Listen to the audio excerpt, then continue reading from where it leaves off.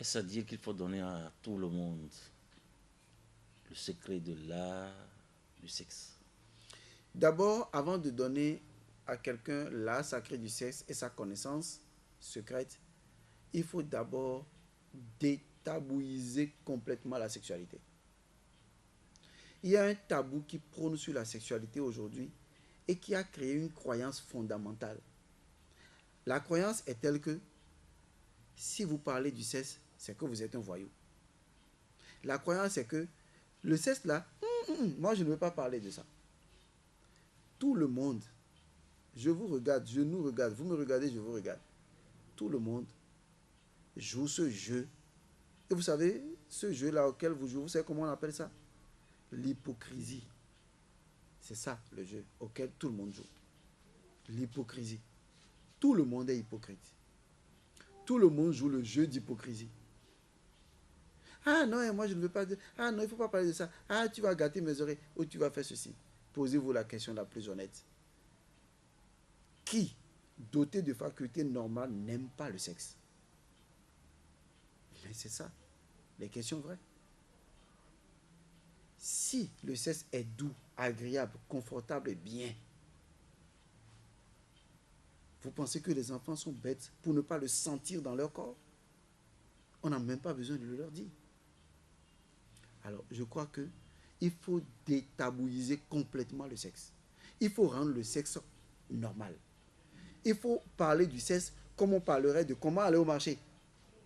Tant qu'on n'arrivera pas à ce niveau d'enseignement et d'instruction, parler du sexe, ça ne marchera pas. Je dis bien, il faut parler du sexe comme on dit bonjour, comme on dit bonsoir. Les gens me disent souvent quand je parle comme ça, ils disent, ah Godson, si on parle comme ça, tout le monde sera gâté. Je dis, mais vous vous trompez. Mais d'accord, tout le monde sera gâté. Actuellement, ils sont comment? Mais ils sont déjà pourris. Encore mieux déjà, se baser sur le fait qu'ils savent déjà pour leur donner encore la meilleure connaissance afin de corriger ce qui était erronément donné. Mais qu'est-ce qu'on attend? Dites la vérité aux enfants. Les parents qui pensent qu'on peut duper l'enfant, vous vous trompez. Les enfants sentent les choses. L'enfant, il est très ouvert spirituellement quand il est petit. Et donc, il sent les choses. Quand vous lui dites, et je vais t'amener bonbon, et que vous filez, vous partez, l'enfant sent que vous êtes parti. Et demain, l'enfant ne vous fera plus confiance. Donc, s'il vous plaît, nous allons trouver le moyen, le canevas par lequel le sexe sera complètement détabouisé. Si le sexe n'est plus tabouisé, néanmoins, il conservera toujours son caractère sacré. Ce n'est pas parce qu'on va parler du sexe à tout vent que le sexe va perdre son caractère sacré. Ce n'est pas possible. Aujourd'hui, nous avons nos institutions. Nous avons la République. Nous avons les lois. On les a divulguées. Les gens en sont conscients. Mais ces lois conservent totalement leur caractère sacré. Bien sûr. Donc ce n'est pas en parlant du sexe, de la pénétration sexuelle, vaginale ou toute autre chose que cela va désacraliser le sexe. Le sexe n'est désacralisé que maintenant. La mauvaise pratique.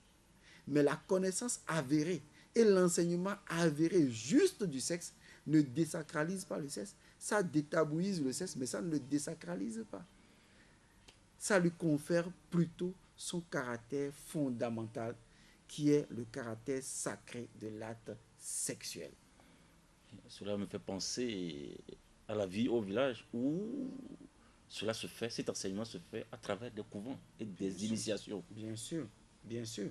Si nous, aujourd'hui, nous trouvons une institution qui est en mesure de nous parrainer et à la limite de nous financer, nous pouvons organiser à l'échelle nationale une instruction, un enseignement sur la sexualité et voir le domaine physique, le domaine spirituel de la sexualité, le domaine affectif de la sexualité. L'enfant doit être instruit sur les 3 niveaux. L'enfant doit connaître sa biologie, de son corps, les fonctions biologiques. Les médecins sont mieux outillés en la matière. Mais au niveau de l'affection, l'enfant doit apprendre comment gérer son sexe.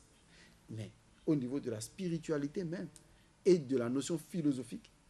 Mais entre-temps, les gens écrivaient sur le sexe de façon poétique.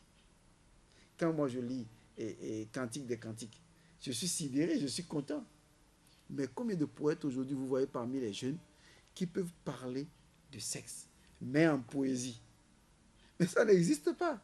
Et pourtant, combien de poésie ne peut-on pas déclamer sur une sexualité et conserver son caractère sacré? Mais voilà que les gens n'ont aucune connaissance. Ils n'ont que la connaissance de base, la libido, qui est devenue par la suite une sexualité sauvage. En dehors de ça, ils ont quelle autre sexualité? Non, s'il vous plaît, la société ne sera véritablement jamais en paix que lorsque les jeunes seront en mesure de maîtriser leur sexualité. Les gens me diront, mais il n'y a pas que le sexe. Je vais vous dire la vérité. Il n'y a que le sexe. Ça peut vous paraître bizarre, mais le sexe est en relation avec tout. À tel point que c'est le domaine même de notre force. Et si on ne peut pas la maîtriser, on ne peut maîtriser aucune autre force. La force capacitaire est d'abord une force sexuelle. La force capacitaire est d'abord une force sexuelle. C'est ça ce qui est fondamental. Bien. Instituteur spirituel, lorsque nous prenons la jeune fille en âge de puberté, quelle est l'importance de la première menstrue d'une jeune fille? Je pense que la dernière fois d'ailleurs, j'ai organisé un séminaire sur les menstrues et la menstruation. Et à ce niveau déjà, j'ai constaté, par rapport à ceux qui étaient venus et à ceux qui n'ont pas pu venir, que le tabou demeure. Les gens, parler de leur menstru, c'est encore difficile. Et pourtant, l'homme doit parler de ses menstrues et la femme doit parler de ses menstrues avec son homme. C'est obligatoire. Les menstrues ne sont pas un tabou. Si votre religion vous dit ça, on vous a menti. Et tant que vous ne suiviez pas des formations comme ce qu'on a fait la dernière fois sur les menstrues, vous n'allez jamais enlever cette aberration qu'on vous a inculquée dans la tête comme quoi les menstrues sont sales, c'est des mauvaises choses, on ne peut pas toucher le sang menstruel, c'est faux. Le sang menstruel, c'est du sang qu'on peut utiliser même pour soigner des plaies.